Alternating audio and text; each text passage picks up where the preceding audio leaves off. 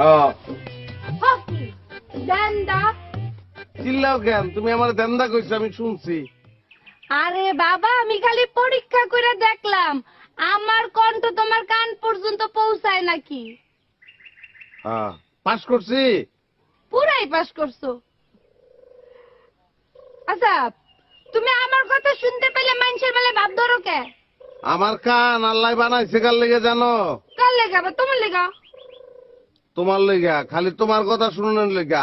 অন্য মানুষের কথা আমি শুনবো কি লেগা? আমার লেগা। তাহলে বোবার কথা বুঝো কেমনে?